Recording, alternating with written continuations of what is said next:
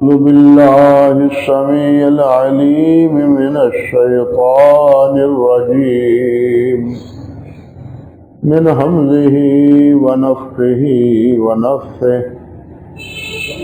بسم الله الرحمن الرحيم الذين يحملون العرش ومن حوله يسبحون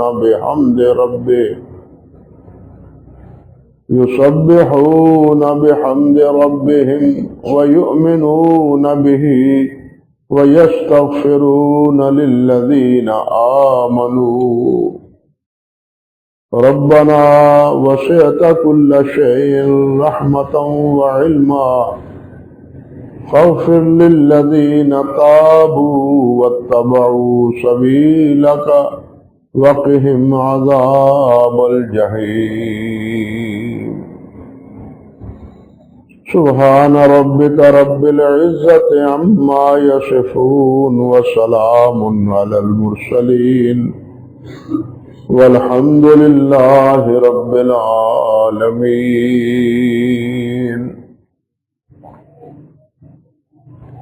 محترم معزز سامعین کرام، عزت مآب میری بہنوں اور بیٹیوں،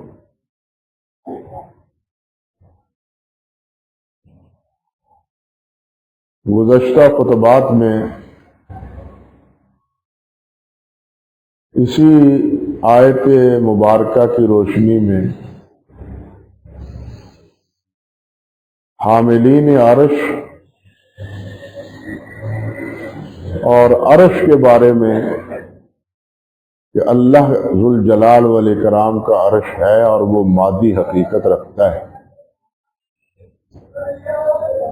اس بارے میں جو ضروری باتیں تھیں وہ آپ کے گوش گزار کر چکا۔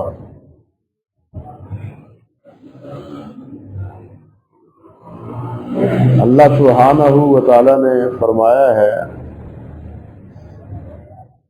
کہ حاملین عرش ومن حولہ، اور جو حاملین عرش یعنی عرش کے اردا گرد فرشتے، وہ کتنے فرشتے ہیں؟ بعض آثار میں مذکور ہے کہ 70,000 فرشتے ایک وقت اللہ کے اس عرش کے اردا گرد طواف کرتے ہیں، اور ان کے پیچھے پھر 70,000 فرشتوں کی صفیں ہیں، لیکن یہ روایات درست نہیں ہیں، صحیح نہیں ہے۔ اس طرح کہ علامہ علوسی رحمۃ اللہ علیہ نے تفسیر میں ذکر کیا ہے، اللہ رب العزت ہی جانتے ہیں کہ عرش کے اردا گرد کتنی تعداد میں اللہ کے فرشتے اللہ کی تسبیح و تحمید میں مصروف ہیں۔ اللہ اکبر کبیرہ۔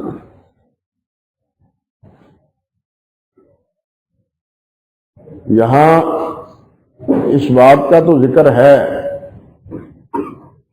کہ وہ اپنے رب کی تسبیح اور اپنے رب کی حمد کہتے ہیں، اور یہ دونوں جملے اس بات کی دلیل ہیں کہ اللہ رب العزت کے یہ پاک باز فرشتے اللہ رب العزت کے بارے میں یہ عقیدہ رکھتے ہیں، یہ تصور رکھتے ہیں کہ اللہ رب العزت ہر عیب اور ہر نقص سے پاک ہے، اور تمام خوبیوں کا مالک وہی اللہ وحدہ لا شریک۔ اللہ اکبر کبیرہ۔ فرشتوں کی اس تصویر کا تذکرہ قرآن مجید میں مختلف مقامات پر آیا ہے، بلکہ جب اللہ سبحانہ و تعالیٰ نے فرشتوں کو آگاہ کیا کہ میں انسان بنانا چاہتا ہوں، زمین میں خلیفہ بنانا چاہتا ہوں، تو فرشتوں میں اس وقت بھی کہا تھا نحن نسبح بحمدک ونقدس لک، ہم آپ کی تسبیح بیان کرتے ہیں، تقدیس بیان کرتے ہیں اور آپ کی حمد کہتے ہیں۔ کیا ضرورت ہے خلیفہ بنانے کی زمین میں جو بالآخر دنگا و فساد کریں گے؟ لیکن اللہ سبحانہ و تعالی نے فرمایا انی اعلم ما لا تعلمون، جو میں جانتا ہوں تم نہیں جانتے۔ اس جملے میں بڑی بات تفصیل ہے۔ کہنے کا مقصد یہ ہے کہ ابتدائے آفرینت سے جب سے اللہ ذوالجلال والاکرام نے انہیں بنایا ہے، وہ اللہ کی حمد اور اللہ کی تعریف میں مشغول ہے۔ قرآن مجید میں ایک جگہ اللہ رب العزت ارشاد فرماتے ہیں لن يستنكف المسيح ان يكون عبدا لله ولا الملائكة المقربون، فرمایا کہ اس میں کوئی خفت اور کوئی عار محسوس نہیں کرتے۔ کون؟ مسیح ابن مریم۔ اس بات سے کہ میں اللہ کا بندہ ہوں، وہ اللہ کا بندہ کہنے میں اپنی عار یا خفت محسوس نہیں کرتے، بلکہ فخر محسوس کرتے کہ میں اللہ کا بندہ ہوں۔ اور ساتھ فرمایا وَلَا الْمَلَائِكَةُ الْمُقَرَّبُونَ، اور نہ ہی مقرب ترین فرشتے اس میں کوئی خفت محسوس کرتے ہیں، بلکہ وہ اپنا اعزاز یہ سمجھتے ہیں، اپنا کمال یہ سمجھتے ہیں کہ ہم اللہ رب العزت کے بندے ہیں۔ عبدیت کا مقام بہت بلند تر مقام ہے۔ نبی کریم صلی اللہ علیہ وسلم کی ایک حدیث پاک کہ ان اللہ اتخذنی عبدا قبل ان یتخذنی رسولا، کہ اللہ سبحانہ و تعالی نے مجھے اپنا رسول بنانے سے پہلے اپنا بندہ بنایا۔ ہم کلمہ بھی جو پڑھتے ہیں اس میں یہی ترتیب وَأَشْهَدُ أَنَّ مُحَمَّدًا عَبْدُهُ وَرَسُولُهُ، کہ محمد صلی اللہ علیہ وسلم اللہ کے بندے ہیں اور اللہ کے رسول ہیں۔ اس لیے انبیاء ہوں یا فرشتے ہوں، وہ عبدیت کا اظہار کرنے میں اپنا فخر سمجھتے ہیں، بلکہ حدیث میں آتا ہے آپ نے فرمایا اللہ اکبر کہ میرے بارے میں غلو نہ کرو جس طرح عیسائیوں نے عیسیٰ علیہ السلام کے بارے میں غلو کیا۔ عیسائیوں نے عیسیٰ علیہ السلام کو اللہ ذوالجلال کا بیٹا بنا دیا، اسی طرح میرے بارے میں بھی کسی قسم کا اسی نوعیت کا کوئی غلو تم اختیار نہ کرنا۔ انما انا عبد، میں اللہ رب العزت کا بندہ ہوں۔ بلکہ عجیب کمال ہے یہ کہ جس نے جتنی عبدیت کا اور اللہ رب العزت کی اطاعت اور فرم برداری کا اظہار کیا ہے، شرک کے پرستاروں نے اتنا ہی اس کو شرک میں الجھایا ہے۔ عیسیٰ علیہ السلام نے تو اپنی عبدیت کا اظہار مریم صدیقہ کی گود میں کیا تھا۔ اس وقت سے لے کے رفع آسمانی تک وہ یہی کہتے رہے کہ میں اللہ کا بندہ ہوں، انی عبداللہ۔ لیکن عیسائیوں کو یہ بات سمجھ نہ آئی، انہوں نے اٹھا کے عیسیٰ علیہ السلام کو اللہ کا بیٹا بنا دیا، معاذ اللہ ثم استغفر۔ یہی پوزیشن نبی علیہ السلام کی ہے اور یہی پوزیشن باقی تمام اہل اللہ کی ہے۔ اللہ والا انسان اس وقت بنتا ہے جب وہ سب کچھ اللہ کے لیے قربان کر دیتا ہے، تب وہ اللہ والا بنتا ہے. اپنی جان، اپنا مال، اپنی اولاد، اپنا سب کچھ اللہ کے لیے وقف. جو جتنا اللہ کا اطاعت گزار اور عبودیت کا اظہار کرنے والا ہے، لوگوں نے اسی کو اتنا ہی اللہ رب العزت کے ساتھ شریک بنانے میں کردار ادا کیا. معاذ اللہ ثم استغفر. اللہ اکبر کبیرہ. ایک اور مقام پہ اللہ سبحانہ و تعالی ارشاد فرماتے ہیں سورۃ زمر کے آخر میں، سورۃ فجر میں، وَتَرَى الْمَلَائِكَةَ حَافِّينَ مِنْ حَوْلِ الْعَرْشِ يُسَبِّحُونَ بِحَمْدِ رَبِّهِمْ. یہ اب ہی نہیں، قیامت کے دن بھی یہی معاملہ ہوگا. وَجَاءَ رَبُّكَ وَالْمَلَكُ صَفًّا صَفًّا. اللہ رب العزت تشریف لائیں گے، اپنا تخت، اپنا عرش اس دنیا میں بچھائیں گے، اور اس کے ارد گرد اللہ کے فرشتے اللہ کی تسبیح و تحلیل کر رہے ہو، چکر لگا رہے ہو. ان کی یہی ڈیوٹی. بلکہ حدیث معراج میں آیا ہے، نبی کریم صلی اللہ علیہ وسلم نے ارشاد فرمایا کہ میں آسمانوں پر گیا ہوں تو ساتوں آسمانوں پر ایک بالش کے برابر بھی جگہ میں نے خالی نہیں دیکھی جہاں اللہ کا فرشتہ قیام میں سجدے میں بیٹھا ہوا اللہ کی تسبیح و تحمید نہ کہہ رہا. آسمان کی وسعتوں کا تو کوئی اندازہ ہی نہیں. تو اتنی مخلوق یہ فرشتوں کی، جن کے بارے میں اللہ نے فرمایا لا یعلم جنود ربک الا ہو، کہ اس اللہ کے لشکر کو اللہ ہی کی جانتا ہے. اس سے مراد فرشتے ہیں، باقی مخلوق اس سے جدا ہے. اور علماء نے کہا ہے کہ سب سے زیادہ مخلوق فرشتوں کی، جن کی تعداد اور جن کا کوئی حیطہ شمار میں لایا ہی نہیں جا سکتا. اللہ اکبر کبیرہ. یہ سارے فرشتے ان گنت، اور اسی لیے تو اللہ سبحانہ و تعالی نے فرمایا ہے کہ تم سارے اکثر الکافرین بن جاؤ، مجھے اس کی کوئی پرواہ نہیں، میری تسبیح و تحمید کرنے والے میری مخلوق بہت سی. زمین و آسمان، شجر و حجر، کوئی چیز ایسی نہیں جو اللہ سبحانہ و تعالیٰ کی تسبیح نہ کر رہی. ہر چیز اللہ کی تسبیح. وَإِن مِّن شَيْءٍ إِلَّا يُسَبِّحُ بِحَمْدِهِ. کوئی شے نہیں ہے، اگر نہیں کرتا تو انسان نہیں کرتا جس کو عقل دی ہے اللہ نے. خیر میرے اللہ، انسان کتنا بے خبرہ ہے. جس انسان نے یہ ذمہ داری قبول کی تھی، آج اس ذمہ داری کو انسان بھول گیا ہے.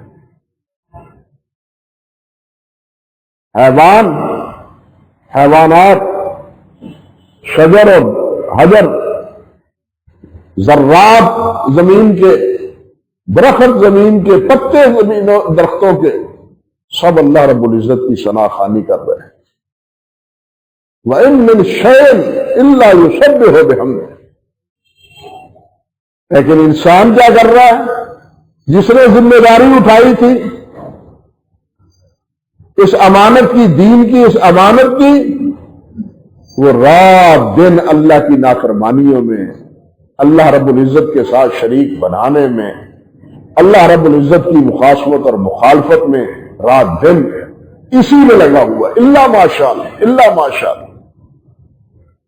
جس طرح اللہ تعالیٰ نے خود فرمایا وَقَلِيلٌ مِّنْ عِبَادِيَ الشُّكُورُ، میرے شکر گزار بندے بہت تھوڑے ہیں.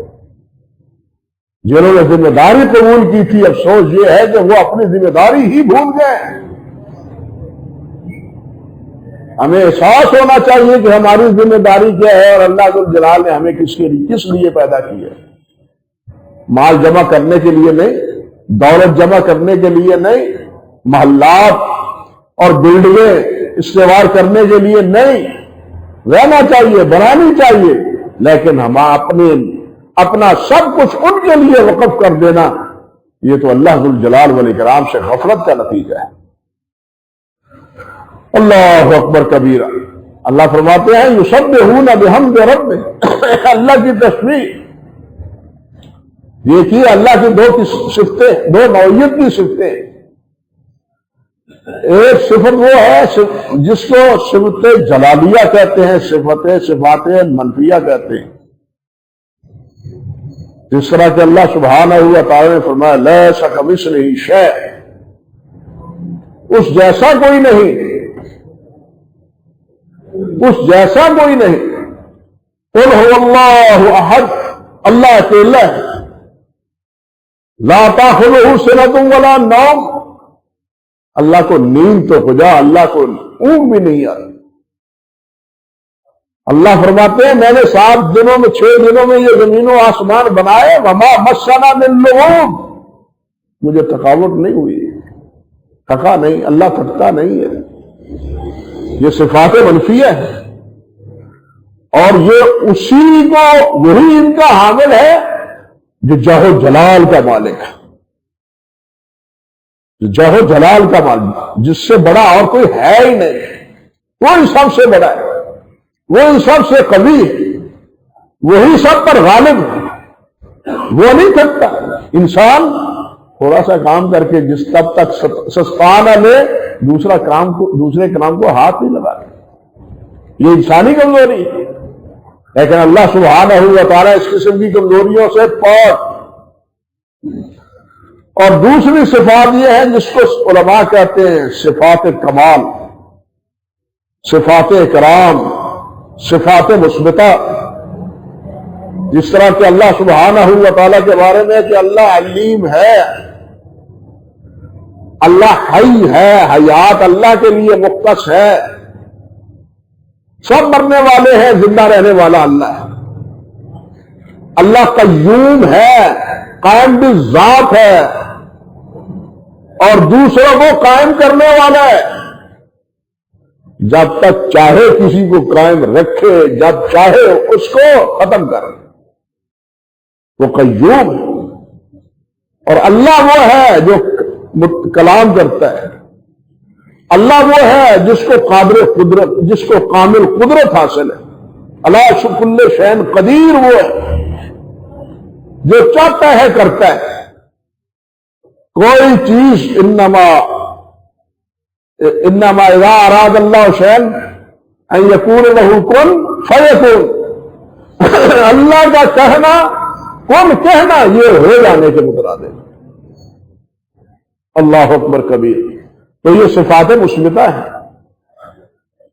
جس کا دونوں صفتیں لازم ملزوم، تسبیح بھی اور تحمید بھی.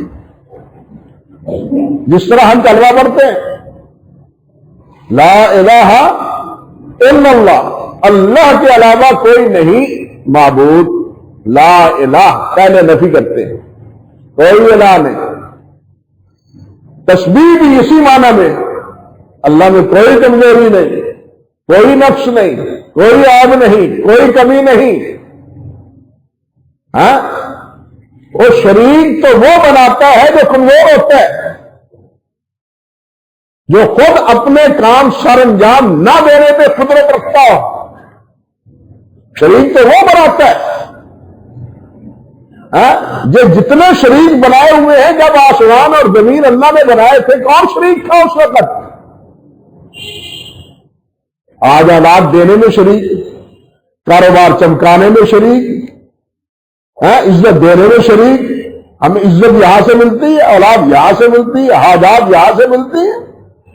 اور جس مالک نے اتنی بڑی مخلوق بنا دی اور ہر حیوان کو وہ نواز رہا ہے بغیر کسی وسیلے کے، بغیر کسی دربار کے، درگاہ پر گئے کے. کوئی جانور جاتا ہے؟ کوئی حیوان جاتا ہے؟ سوچیں ذرا، کس دربار پر حیوان جاتے ہیں؟ حیوان صرف اللہ سے مانگتے ہیں اور اللہ ان کو دیتا ہے. اور اگر حیوانوں کو اللہ نوازتا ہے تو انسان اپنی سب سے مقرب مخلوق انسان کو نہیں نوازنے پہ ڈالے. اس کے لیے ہم کسی اور دروازے کے پاس جا کے دستک دیتے ہیں. اس سے بڑی اور نامرادی اور اس سے بڑی اور حماقت اور کیا ہے؟ سب کچھ اللہ تعالیٰ پیدا کرنے والا اللہ ہے. زمین سے انگوریاں نکالنے والا اللہ ہے، زمین سے فصل اگانے والا اللہ ہے. بارش بسانے والا اللہ، یہ سب کچھ اللہ رب العزت کو مانے، لیکن ماں کے پیٹ سے اولاد کو پیدا کرنے پر یہاں کہتے ہیں نہیں، کسی اور کا وسیلہ ڈھونڈیں پھر اولاد ملے گی۔ کیا مانا اللہ سبحانہ و تعالیٰ کو؟ اللہ کو قادر مطلق کیا جانا ہم نے؟ اسی لیے تسبیح یہ ہے کہ اللہ میں کسی چیز کی کمی نہیں ہے، کوئی نقص نہیں ہے۔ اب ہم تسبیح بھی کرتے رہیں اور اللہ کے علاوہ دوسروں کے درباروں پہ جا کے سجدہ ریز بھی ہوتے رہے تو یہ تسبیح کے منافی ہے، اس کا تسبیح پڑھنا کوئی فائدہ نہیں۔ یہ اپنے کلمے کی مخالفت مت کرتا ہے، لا الہ الا اللہ کی مخالفت کرتا ہے۔ لا الہ الا اللہ محمد رسول اللہ کا معنی اس نے سمجھا ہی نہیں، بیچارے نے سمجھنا چاہیے۔ اور حیرت اس بات کی ہے، میں تو کئی بار کہہ بھی چکا ہوں کہ یہی مسئلہ سمجھانے کے لیے 1,00,000 سے زیادہ انبیاء اللہ ذو الجلال نے بھیجے، لیکن کسی کو یہ مسئلہ سمجھ نہ آیا۔ مگر قلیل من عبادی الشکور، آج بھی وہی کیفیت، آج بھی وہی کیفیت ہے، اس وقت انبیاء کے دور میں بھی یہی کیفیت، بلکہ یہاں تک کہ نبی علیہ السلام نے فرمایا کہ بعض انبیاء تو ایسے ہیں جن کی دعوت کو قبول کرنے والا کوئی ہوا ہی نہیں۔ 950 سال تک حضرت نوح علیہ السلام نے یہی دعوت دی، ایمان لانے والے کتنے تھے؟ زیادہ سے زیادہ 70-80۔ 950 سال کی محنت کا نتیجہ یہ ہے، اندازہ کیجیے۔ اس لیے کہ ہمارا اس اللہ الغیوب پر ایمان ہی کامل نہیں ہے، ہمارا علم اللہ رب العزت پر کامل نہیں ہے۔ ہم اللہ کو مانتے ضرور ہیں، آپ بتلائیں ہم محمد رسول اللہ کو رسول مانتے ہیں یا نہیں مانتے؟ رسول اللہ کی اطاعت کتنی کرتے ہیں؟ سب کے جائیں، قربان جائیں، یہ کریں وہ کریں، یہ سب کچھ کرتے ہیں، لیکن اطاعت کتنی ہے؟ فرما برداری کتنی ہے؟ آپ کے ساتھ آپ کے اسوہ حسنہ کو اپنانے کا داعیہ کتنا ہے؟ یہ ہمیں نہیں ہے۔ ویسے صدقے جائیں، ویسے قربان جائیں، ویسے لاکھوں بار سلام ہے، اللہ اکبر کبیرہ۔ اللہ والوں، رسول ماننے کا مطلب تو یہ ہے کہ اللہ کے رسول کی اطاعت کریں۔ وما ارسلنا من رسول الا لیطاع باذن اللہ، مقصد ہی یہ ہے کہ اللہ کے رسول کی اطاعت کی جائے۔ اگر اطاعت نہیں کی تو پھر کیا مانا رسول کو؟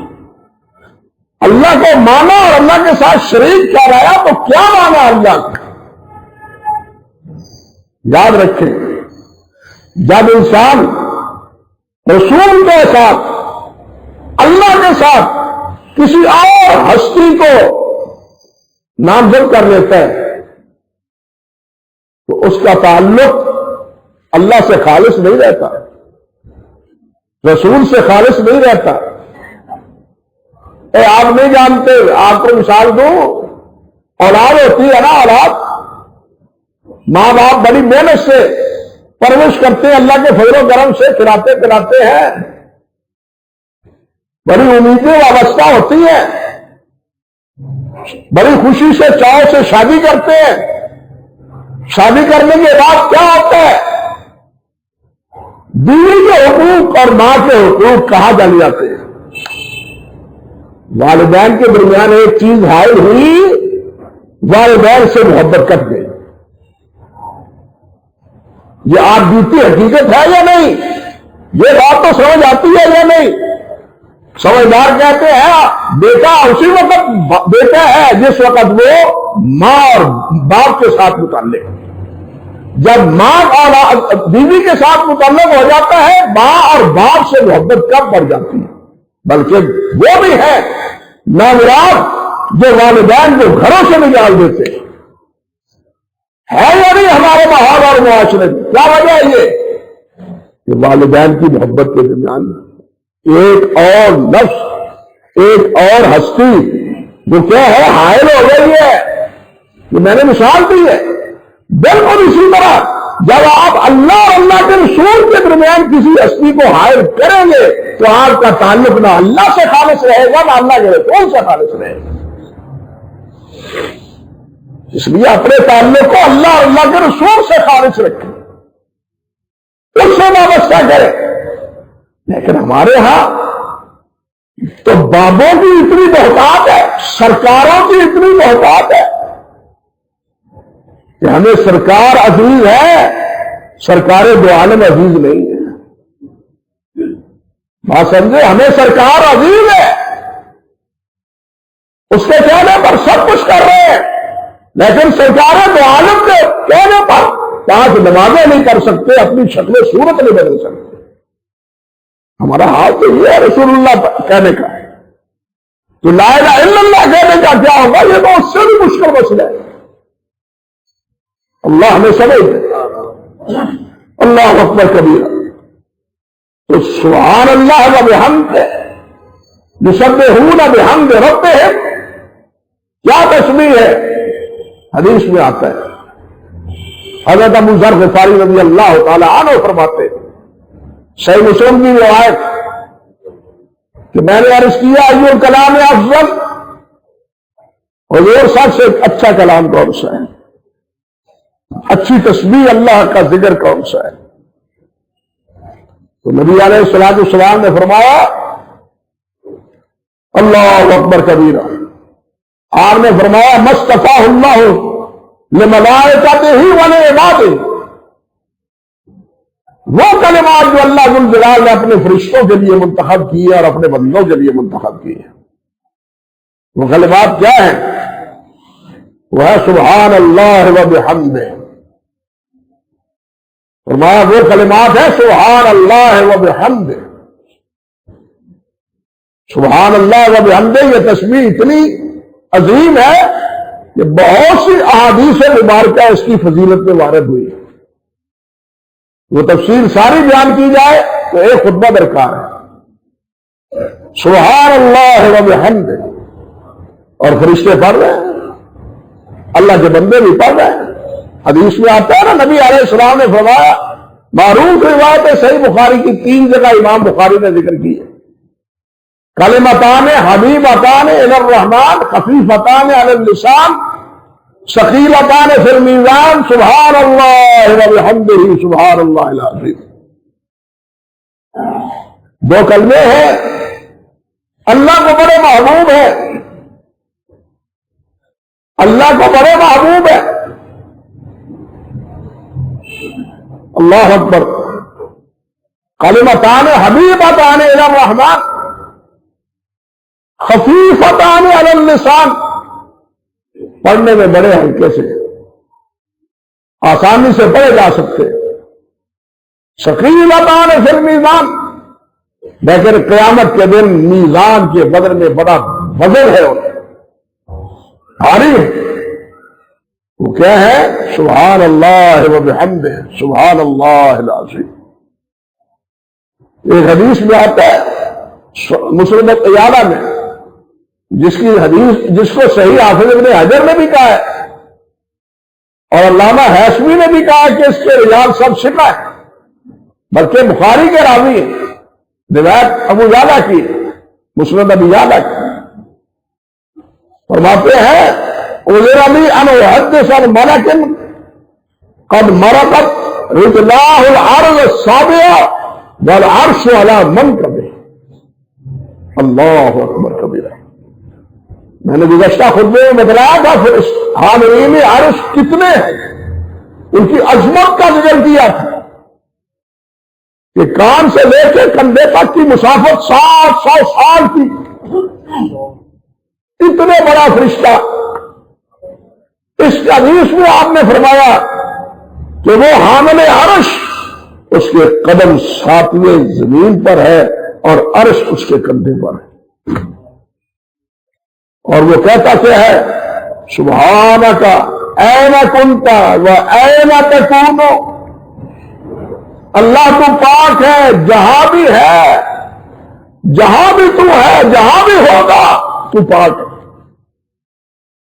تیرا کوئی شریک نہیں. تو ہر نقص سے پاک، ہر کمزوری سے پاک، ہر کمی اور ہر کمی سے پاک ہے. تو یہ ہے فرشتے اللہ کی تسبیح کہنے والے. سبحان اللہ و بحمدہ، اللہ کی تسبیح کہنے والے. اللہ اکبر کبیر. اللہ اکبر. حافظ ابن رجب رحمۃ اللہ علیہ، بلکہ حافظ ابن تیمیہ، حافظ ابن کثیر، حافظ ابن قیم رحمہم اللہ، سب نے ذکر کیا اپنی تصانیف میں کہ یہ حاملین عرش بعض پڑھتے ہیں سبحانک و بحمدک علی حلمک بعد قدرتک، اور بعض پڑھتے ہیں سبحانک و بحمدک علی عفوک بعد علی عفوک علی حلمک بعد علمک، اور بعض پڑھتے ہیں سبحانک و بحمدک علی عفوک بعد قدرتک. اللہ اکبر کبیرا. کہتے ہیں اللہ تو پاک ہے، ہر قسم کی حمد و ثنا تیرے لیے ہے. کس بات پر؟ علی علمک بعد علمک، اللہ تیرا علم ہونے کے باوجود، سب کو جاننے کے باوجود تو حلیم ہے، معاف کرنے والا ہے، درگزر کرنے والا ہے. انسان کی کمیوں سے، انسان کی کوتاہیوں سے، انسان کی غلطیوں سے آگاہ ہونے کے باوجود نظر انداز کر دیتا ہے. اللہ علم کا بابا، اللہ علم کا بابا، علم ہونے کے باوجود تو حلیم ہے، انتقام نہیں لیتا، ان کو مسائل میں مبتلا نہیں کرتا، معاف کر دیتا ہے. جس طرح ایک حدیث میں آتا ہے انک عفو تحب العفو، اللہ تو درگزر کرتا ہے اور درگزر کرنے والے سے محبت کرتا ہے. اور دوسرا فرشتہ کیا کہتا ہے؟ سبحانک و بحمدک، اللہ تو پاک ہے اپنی تعریف کے ساتھ. اللہ عفو کا بعد قدرت کا، قدرت کے باوجود، قدرت رکھنے کے باوجود اللہ کو معاف کر دیتا ہے. اور وہ معاف کرنا کیا ہوا جو قادر ہی نہ ہو. جاؤ میں نے تمہیں معاف کر دیا، بھائی تم اس کو قادر ہی نہیں ہو، پکڑ نہیں سکتے، سزا دے ہی نہیں سکتے اپنی خواہش اور تمنا کے مطابق. یہ معافی کیا ہوئی؟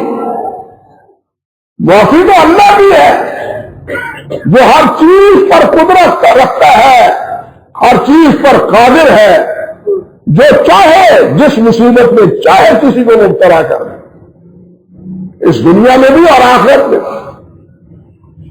دنیا میں بھی اور آخرت میں. لیکن اس کے باوجود اللہ کو معاف کر دیتا ہے. قدرت رکھنے کے باوجود، پکڑنے کی قدرت ہونے کے باوجود، سزا دینے کی قوت ہونے کے باوجود، عذاب دینے کی قدرت ہونے کے باوجود، یا اللہ تو معاف کر دیتا ہے. تیری اس قدرت پر اور تیری اس عفو پر اور تیرے اس حلم پر اللہ ہم تیری تعریف کرتے ہیں. سبحان کا و بحمدک، ہم تیری تقدیس بیان کرتے ہیں اور تیری حمد کہتے ہیں کہ تو علم کے باوجود حلم کا مظاہرہ کرتا ہے اور قدرت کے باوجود تو معاف کر دیتا ہے. اللہ اکبر کبیرہ. اللہ سبحانہ و تعالی ہمیں بھی معاف فرمائے. اللہ کامل قادر مطلق ہے. اللہ دنیا میں بھی ہمیں ہر قسم کے مسائل سے محفوظ رکھے اور آخرت میں بھی اللہ ذو الجلال اپنے عذاب سے ہمیں محفوظ رکھے. آگے بات ہے وَيُؤْمِنُونَ بِهِ، وہ اللہ پر ایمان بھی لاتے ہیں. یہ مسئلہ بڑا عجیب ہے کہ یہاں فرشتوں کی تسبیح اور تحمید کا ذکر ہونے کے بعد وَيُؤْمِنُونَ کا کیا معنی؟ کیا ایمان کے بغیر تسبیح و تحمید ہو سکتی ہے؟ یہ ان کے ایمان کو بطور مدح کے تعریف کے اللہ ذکر کر رہا ہے. تو تسبیح و تحمید کے بعد ایمان کا کے اظہار کے کیا معنی؟